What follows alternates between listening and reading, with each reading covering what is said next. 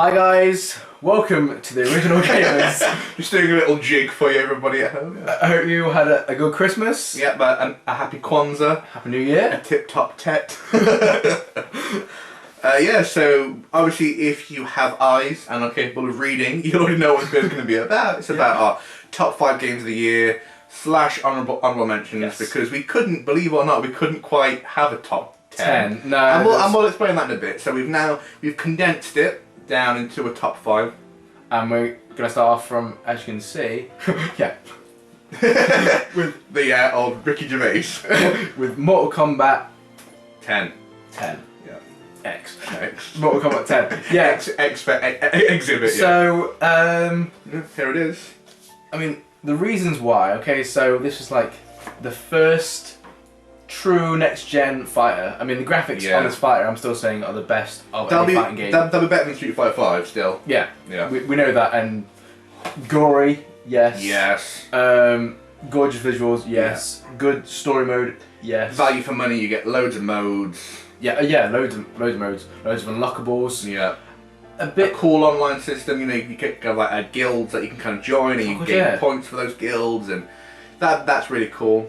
Lots of unlockables, as you said, the vault system. Yeah, what was it called? The crypt. The crypt. With a K, of course. Yeah, and even that had like, you know, not RPG. Semi-story to it. Yeah, semi-RPG elements, like you're searching around. You know, that was kind of cool. And I think everyone is in agreement that basically now next-gen fighters have to do what Mortal Kombat did. Yeah. With the storyline, and you need a story. You need things to do when you're not playing online or against someone. Yeah. You need actual things to keep you entertained. It's not always about the salt levels. It's something about having fun. Yeah, exactly. Chilling out. You know, I mean, it's something also. I mean, a complete side note, but you know, the like shooters are doing, like COD, and you've got the zombie mode now, stuff like that. It's stuff to keep you entertained when you don't want to just kill people online. Variations. Exactly. They're called so every character had 3 variations, which I don't even, insane. I can't even think about how many options that is. I think it was like 67 or something in the end. It was no, actually it couldn't have been that, because that'd been a odd number. Okay. But yeah, so but why is it truly insane? But why is it 5? Why is it at number 5 and not higher? Well, let's just tell them what number 4 is. Okay. Okay. So here is Batman. Yep. Change those visuals for you. What? Batman Arkham Knight. Now, see, we have to first of all mention one massive glaring omission. It's the PS4 version and not the PC version. Yeah, because we do realise that Warner Bros. Made a complete arse up of the PC version. But everyone seems to be saying oh, Arkham Knight's not that good. And, it's like, I thought Arkham Knight was incredible. I mean, visuals, I'm saying, still the best visuals of any game I've ever seen. There's a reason this game is like 60 gig. Honestly, I mean, also I know a lot of people would say, well, it's the same as Arkham City and it's the same as Arkham Origins. It's not. It is its own unique game. It brings new elements to the series, characters, and it's still as fun to play as all the previous ones. The combat, it's still. The combat, the Riddler trophies, the Batmobile was in this one. That was actually the one reason why it won't be any higher on my thing. Was I know they were trying with the Batmobile, and I liked it for traversing around the world, but too much combat in it. Yeah. I think I said to Simon, one of the bosses in it, there was one boss that was all to do in the Batmobile, and then I thought black screen. Yeah, and then there was another boss that was pretty much the same thing in the Batman combat. So that's the only negatives to me, was just like this. I thought it had a really cool story. I thought the actual storyline was really good. Lots of twists and turns. Yes, and for PS4 was absolutely flawless. Yeah, it was flawless. It never. Ding dong. that's obviously someone telling us what our number 3 should be. But just generally, Warner Brothers actually think Arkham Origins and Arkham Knight. I think they've done an excellent job. Yeah, I think they should be commended actually for minus the PC version. They should be commended for bringing the series on. I mean, you know, it was a hard series to try and do other games for, and I think they've done really well. It's hard to live up to the name Batman, isn't it? So, I mean, if I'm going to be honest, I would put my favourite as Arkham City, Arkham Knight, Arkham Asylum, Arkham Origins. But, unlike other people, I can say I've enjoyed all the games. So, coming in at number 3 is Tales of Zestiria, if you didn't know what this was. It certainly is. Okay, so obviously we are two big Tales of fanboys. Yes. And unfortunately, yet again, one of our favourite series doesn't get to number 1. No. They didn't even get to number 2 No. this time. There are reasons for that. I mean, I think we should start off with the with the fantastic points first. As with every other Tales of game ever made, it's just fun. Tales of is so consistently fun. Yeah. The battle system is always just anyone can just jump in and you can either spam and have fun, or you can learn the system and get godlike and therefore have more fun. And exactly, I was going to say, either way, you're having ridiculous fun. That is the point of this game. And the fact that you can play this 4-player, like, yeah. what other still RPG? Yeah, there's still no other RPG that you can play with more than one person. So, I mean, also with the story, you can leave it for a while and jump back in, and the game will just help you get immersed. Synopsis is an amazing thing. Also, you also have kind of the speed bubbles pop up on the left hand side just to kind of remind you, kind of, oh, this has happened. It's not a hardcore RPG's kind of fans game. No. If you just want fun, remember this is what gaming was invented for, was just to have fun. Tales of will always provide you with a fun experience, with likeable characters, likeable scenarios, likeable combat. Yeah. It's so consistent, and we should also mention that it's probably one of the first times where you've had. I don't know, because I guess Tales of XIII had it. Tales of XIII 1, you had it. Jude and Mila. A joint. Yes. And obviously in this game, Rose and Saray, they're kind of similar again. You've kind of got two very kind of a prominent kind of main characters. You've got kind of the very. Well, obviously no spoilers, kind of an assassin, kind of very ballsy kind of female, and a very just kind of like moral kind of male. You always get the moral heavy. It's only really been Yuri and Luke to an extent who've kind of differed away from that. Yeah, who kind of just complete badasses. Yeah, and or one little bitch like. one little. Still a cool game though. But yeah, so we've obviously mentioned one of the biggest things is always going to be the combat. It's always flawless. Yeah. And this one is even better because there's you don't go to some kind of like a generic kind of battleground. No. You fight where the animals are. Obviously with it being like PS4 now, you can actually have the processing power rather than it editing to the fight. It's just there wherever you are. Yeah. I'm going to say, the monsters, the Colosseums, the longevity of the game. The crucibles, if you know what they are. Yeah. They're kind of like individual. For each character, there's a Colosseum fight. Yeah. The world itself was one of the first Tales of games that when you got to a certain point, remember, there's like one of those like big open world parts. Yeah, it definitely had more ambition when it came to scale and size. Yes. Now the reason why it's high up on our list, I guess I don't even know why. The only reason is because the games above are probably just more detailed. Just have a bit more about them. Actually, my only negative of the game, and this is just something like slightly minor, was the camera. The camera was a bit of an issue, but that it doesn't really take it away. I think the other two games would have got number 1 and 2 because it's had a lot to contend with this year. But I do want to just mention this one this year as well. That when we first played it the first night, we were on it and we were on like the arts menu, and it had like titles like Graces. It had combat like XIII. It had the skills like Vesperia. Support new things like support talents where you had cooking, battle actions. So it had all these great things, and it brought them. Or it had discoveries back in it. But what's even better is the fact that you don't even need. If you're someone coming into the series for a first time. You don't even need to have a look at that. The game will just allow you just to have fun without even having to think about any of this kind of more in-depth stuff. But if you are an experienced gamer in the series, it just gives you new things to concentrate on. Yeah, it's just such a perfectly balanced game. Anime cutscenes as well. Just got for that. Always fantastic. So there's a good reason why Tales of Vesperia. It's just unfortunate that we have two games that we classify as being better this year. Very unfortunate, Tales of very unfortunate. So coming in at number 2 is Fallout 4. So at number 2 for us, Fallout 4. Well, what can be said about this game that hasn't already been said by everyone else? Yeah. Okay, one of the best open worlds ever, without doubt. Yeah. The fact that you can gain experience from however you want to play the game. Do you want to play it like Minecraft? Do you want to play it like Skyrim? Like you can place a flag on a wall and you'll get experience points. I mean, that is just insane. And go along with experience that so the fact that you level up and there's no level cap. No level cap. But you worked out what level you had to be at. Well, no, I watched this on another YouTube video. They say you have to be level. Sam wasn't there like. Work it out. Level 256 to get all the perks. Yeah, so That blows my mind. that perk shop was incredible. That perk shop. I mean, I finished the game on level 80. Yeah, I'm still playing the game on level 50, 53 or something. So I'm still basically 200 levels off completing the game. That'll never ever happen. Can you imagine if they had like a trophy that was actually get every single part fully maxed out? Yeah, so I mean, the weapon customization. I mean, this game is it's very deep, really. Yeah. I mean, people complain about the graphics, but let's just take, for instance, a small part of like Boston, like the city centre. Boston, Massachusetts. Lots of buildings to go in. That's obvious. But for what I think people don't understand is the floor, desks, bins, filing cabinets. That game has to process so many small things, kind of like clipboards and papers and pens and what's cameras inside, and duct and what tape. things are inside the cabinets that you pick up.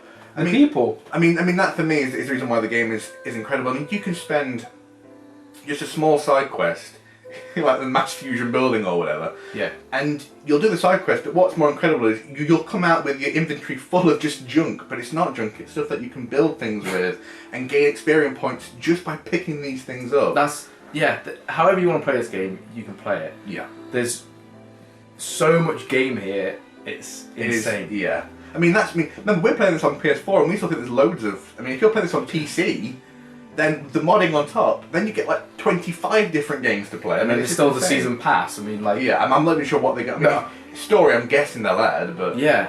I mean, then that's one thing we should mention. I mean, the story is probably the only thing that maybe lets it down. But then it's just okay. Then you could argue that all the storylines in all Fallouts are just okay. They're just because the game isn't about the story. Yeah, not many people play Fallout for the story, do they? No, it's about kind of carving your way through the world and kind of creating your own kind of character. I mean, that's the thing about an RPG.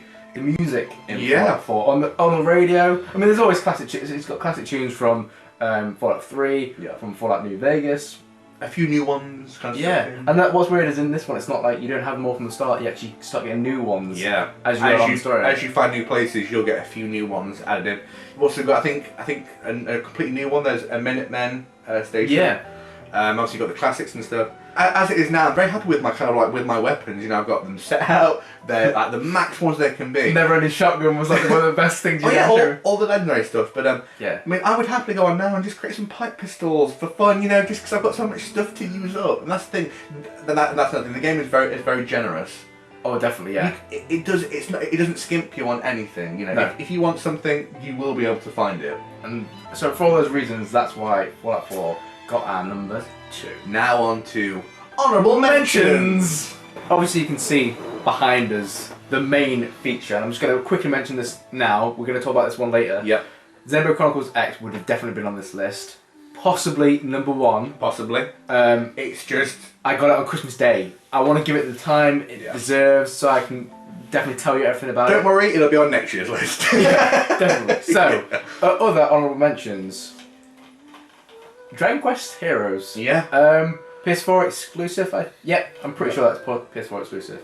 So, if anyone... Similar to Tales of, it's just fun. It's just lots and lots of fun. What do we buy games for? For fun. Yeah. And this took me back to a time when it's just like, that you don't have to worry about what other people think of you, just have some fun on it. Yeah. You know, if you played Dynasty Warriors or Hyrule Warriors. Just any of the Koei Tecmo games. Yeah. It's basically the Dragon Quest world, but rather than it being an RPG, it's hack and slash. Yeah. With tons of Dragon Quest characters from loads of different games. Like seriously loads, yeah. Yeah.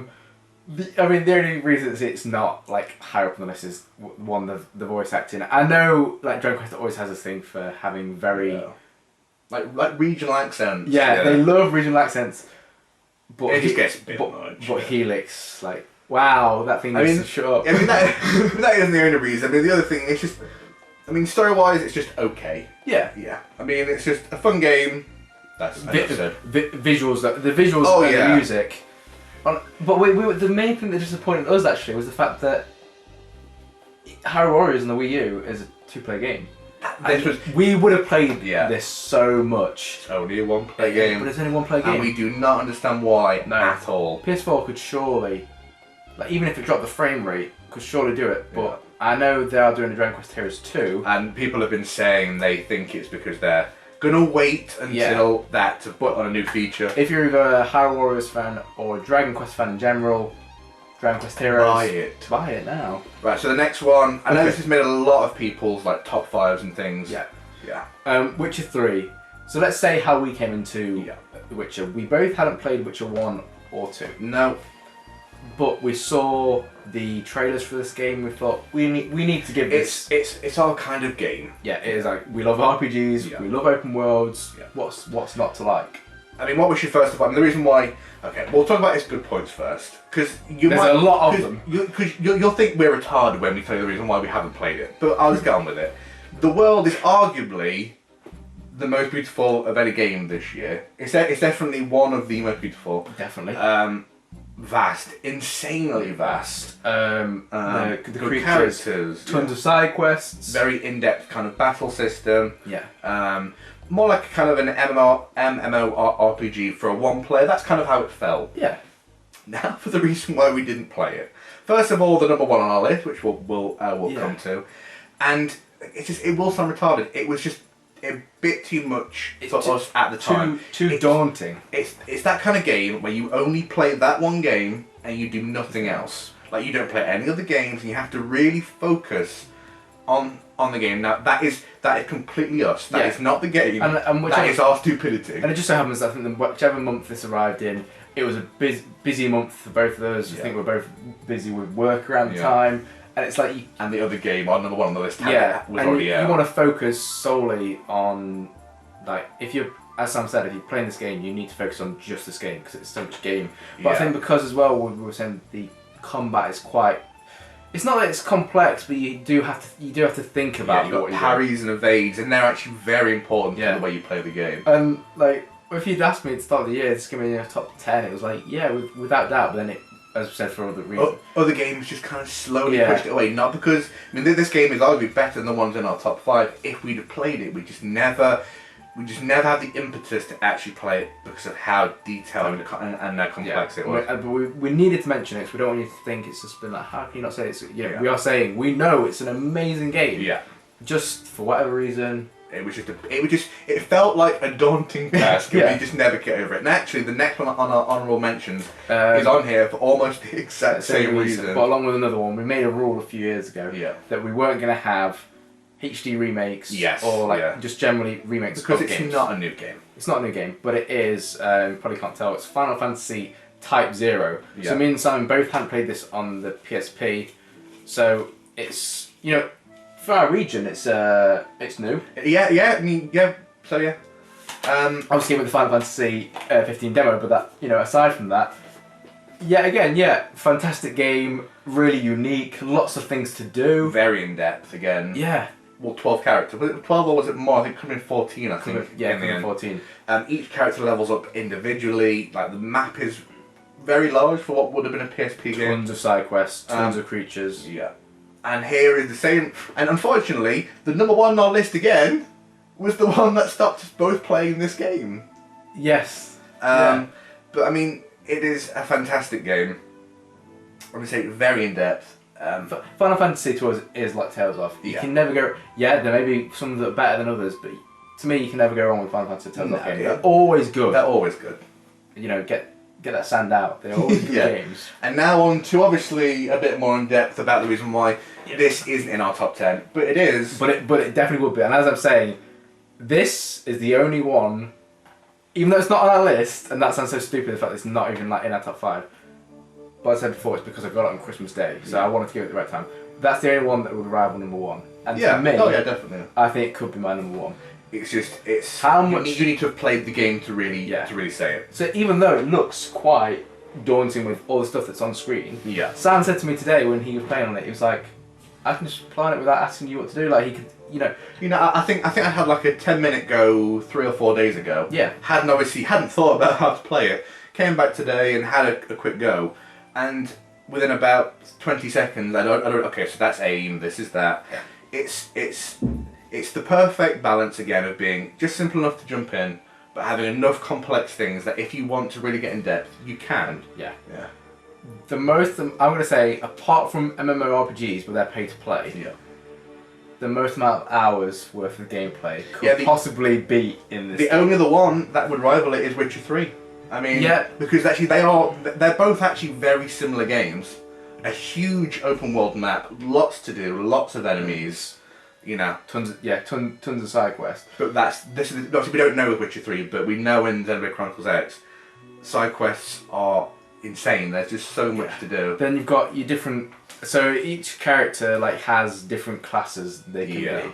Then you've got the thing where you become a blade, and in a blade you can have a different part of a blade. If you want to be a pathfinder, if you want to be an interceptor, if you want to be a mediator. Like there's 8 of them. I think actually another great thing is you don't need to know this stuff to actually have fun on the game. No, but if you want to get in depth, it's just all there waiting for you. And that's what I'm saying. Just hours worth of gameplay. And I'm saying this right now. The best looking Wii U game. Oh yeah, without doubt. That's not hard. No, but alongside maybe ones like Bayonetta. And that's true. Yeah. It depends how you. I'm just thankful that Nintendo, along with Monolith Soft, actually have brought out a good game for Wii U. I'm just glad the game came out. For Yeah, this is the only. And it wasn't Mario Tennis. This is the only game I bought for Wii U this year. It is. And on that note, we're going to jump on to our number 1. I mean, some of you might recognise it on the back, and if not, it is Le Phantom Pain. The surprise! Everyone is so gobsmacked right now. Everyone's so shocked. You may have noticed that we have actually mentioned a lot of games, so you might be thinking, why was it top 5 and not top 10? But I think there's 9 games we mentioned there. Yeah. The 10th one would have literally only been just tacked on. It wouldn't have really deserved a place. No. You know, we had Dying Light and Until Dawn, and they're both great games. And I said, like, Final Fantasy Type 0 shouldn't really be there because we made the rule. Yeah. So that's the reason why. But now on to why number 1 is number 1. Metal Gear Solid 5, Phantom Pain, is what is best for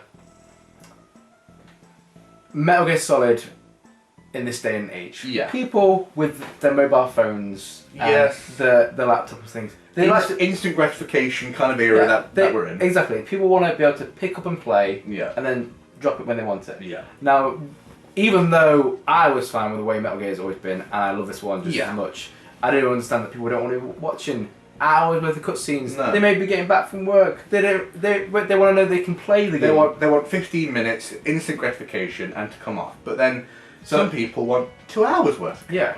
So with this game, one of the best things they did was introduce chapters and side quests that you can choose in an open world.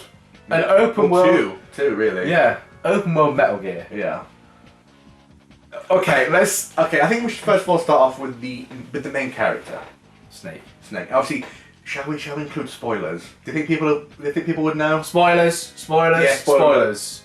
Ready? So, Snake isn't Snake. he isn't Big Boss. Yeah. Big Boss, the last time you play Big Boss is in Ground Zeroes. And then he rides off on a bicycle. Into nice leathers, and then obviously, like, Ocelot knows everything. Yeah. Kazuhira Miller knows everything. But the person you play, the Phantom, is actually the helicopter pilot from Ground Zeroes. Insane. Wow. So obviously, so for a start, as you've seen, the story has a great. It was already a complicated storyline. Yeah. But damn Kojima. Yeah, the story in this, I actually think, for some people that they don't like it, I think this is actually one of my favourite Metal Gear stories because it's complicated enough. They go, oh, this and that, but it's still simple enough. They're like, okay, I understand. This is a good story, you know. Well, I want you to just put in your context of Metal Gear and ones you played or watched me play on, and then how you came to this one. Well, I mean, I haven't really played many in the series beforehand. You know, I think I had Metal Gear Acid on the PSP. What is that? Played Portable Ops a bit. Yeah. Played a bit of Snake Eater. And you've watched me on Snake Eater. Snake Eater is the one you've probably seen the most of. Seen a bit of 4. Yeah. So, you know, I haven't really played any game fully, and obviously when 5 came out... And why was that? It's because it was incredible. No, sorry, why hadn't you played the other ones as much? Well, I don't, you know what, I don't actually know. To be completely truthful, it's just something that never really grabbed me. But then this one grabbed him. Yeah. This one grabbed him and wouldn't let him go. Yeah. He was obsessed with this as I was. Yeah. Well, Well, we we were literally like gaming hours. Which side quest are you on? Which chapter you done? Have you done this one on Extreme? Have you done that? But Literally, Aidan be on like chapter 23, I'd be on like 17. I'd be on chapter 30, Aidan like, oh fuck. Aidan be on chapter 35. And that's we just basically just like compete. it was he's like really competition out of it. But yeah, so I ordered the game, and so Sam was saying when I ordered, he hadn't got it this time. No. He watched me play the first chapter, the prologue, in the hospital. You can see now. So Sam watched this all with me, and he went back. He went back home and he bought it on the way back. Yeah, that was the first thing I bought, and I think I did the prologue. I did 2 prologues in one night. That's how incredible it is. I think my brother's similar as well. He got the game, and knowing my brother's one of these kind of people, it's like a game will only grip him for so long. Yeah. And it's like he gives up on it. He's still playing Metal Gear now, but the fact that this came out in August. Yeah. And he's still playing because he wants to get to the end of it. Yeah. And I think he's on like mission 40 something. Yeah. So it's everyone like agrees. Yeah. So kind of more in depth now. Graphically, if you can kind of tell, graphically it is really good. Yeah. Along with Fallout's the customization. Yeah. This is I did not expect that to be in this game. And this is the thing actually I think you enjoyed a lot. Yeah. The most. Yeah. Well, it was the fact that you've already got this incredible main character who obviously you think is Big Boss, and it turns out not to be. But We'll just call him Big Boss. Yeah, we'll just call him Big Boss. Well, technically, he thinks he is. Yeah. So you've already got this incredible character that doesn't need weapons. He doesn't need any of that. Just bionic arm. But the fact that the game obviously wants you to do a certain side quest, I think it's the Legendary Gunsmith, and then you get all the customization options. You're right. And you're like, oh, I can do whatever I want. Yeah. And then this is what I love most about this game. Let's say you're having real trouble with a mission. Real trouble, but you want to get to the next one. In previous Metal Gears, the game would say, nope. Yeah. You will not get past this point unless you do this, and this. You need to play it this way, and this is how you do it. But the best thing about Phantom Pain is you can go back to your mission sortie and you can have a look at all the weapons you've amassed and all the ones you've made different, all the attachments you put on to make it different. Companion. And then, so you go back and you think, okay, so I tried it that way, and I tried the stealth way, and I tried stealth camo, and I tried, my silenced pistol and stuff. And then you go, well, actually, maybe the best way of doing this one is battle dress, and the missile launcher, and the grenade launcher. Oh, let's go with the dog, let's go with walker gear, let's go with quiet. And it's the fact that you can be sitting there for 5 minutes and you realise that you're not playing the game, but you are in your mind. You're already walking through the mission thinking, well, if I use this here, that will help me here. And it's just incredible how the game involves this kind of customization to make the game feel so much more different every single time you play it. And then going along with customization, one thing we've not even mentioned yet, Mother Base. Mother Base, yeah. You can totally do that with whatever you want with that. You can build up your security team, you set who you want to go where. Yeah. I've not even played Metal Gear Online, that's an entirely different video. Of course, yeah, that was free. This is what I mean, there's so much in this game, and one thing that gets me is people saying it feels incomplete. How complete do you want it? Yeah, I mean, how much more? I mean, Aiden and I both spent 130 plus hours on a Metal Gear game. Let's put that in context. And I would just mention I've only played at best every mission once and some twice. Yeah. So if I wanted to actually go back, I'm not the kind of guy who does S on everyone. I just think if I've done it, I'm happy. Aiden's that kind of guy.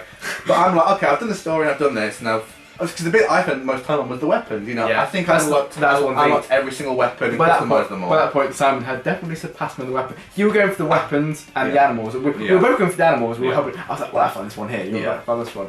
And Sam was definitely going along with the weapons, and I was trying to do all the exclusive missions. Yeah. And that's the thing. It was. Yeah, it's just the fact there's so much to do. You can do it how you want. And it's a cool game. I mean, it's hard to put your finger on what makes a game cool. And it definitely ain't Konami. Yeah, it ain't Konami. There's only one K, Kojima. But this game has coolness. There's something about it which you can just tell. It's just right. It's hard to say what. Voice acting. I know some people may be disappointed with David Hayter, but Keith Sutherland did a great job. Yeah. Troy Baker's in everything. And who doesn't like tits? Cheers, quiet. He speaks the truth. Exactly. I'm not. Stephanie Houston, I believe. But just also a really sad ending, we should say, with Quiet as well. Also, I think Kojima is very good at spinning a tale and having it end in a way that you really feel attached. Oh yeah. Yeah. He is a great storyteller. Yeah. One of the definitely, if not the best gaming storyteller. And it's the fact that he's been able to tell a story in 2 open world maps with lots of side quests, While lots of keeping collectibles. while taking bits from other games and keeping that in and staying true to the. Also, we should mention. I mean, we'll try and kind of keep it kind of short now. It's Metal Gear. It's a nugget, but the shooting game aspect of it was incredible. It was like if you wanted to play the game like COD, go and play it like COD. If you want to do stealth. I think Simon had, when he played what we played on Snake Eater before. I think Simon definitely saw that I like sneaking. Yeah. And if you try to like run in with that, you can't Yeah. do as much. But yeah, like I think I had an extremely stealth-like thing, and you had Apart like from I mean, I was kind of 50-50. yeah. Just absolutely incredible. It was always. Need we say more? It was always going to be number one to me from the fact that I think for a month straight I played it every day. Yeah, Every day. This didn't leave my PS4 for a month. No, yeah. When I had Witcher 3, Tales of Hysteria. I'm sure there's another game that I played a lot. Anyone who watches this channel knows how much we love Tales of, and we both like. And it was like, Tales of is out, but and this game was still in the PS4. Insane. yeah, Absolutely. So that wraps up our top 5. I hope you enjoyed it. I hope you can see the reasons for the ones we had, ones we didn't have. If there's anything that you think we're missing out, let us know. Yeah, maybe we played it, but maybe we didn't like it. Maybe exactly. Maybe we haven't played it at all. Yeah, maybe there's some games on here you're thinking, oh, you missed out this one. Pokemon Town Adventure, Godlike. We didn't play it. I've got a keyboard at home. I just haven't got round to playing it. Okay, right. All right, guys. Thank you very much. Bye.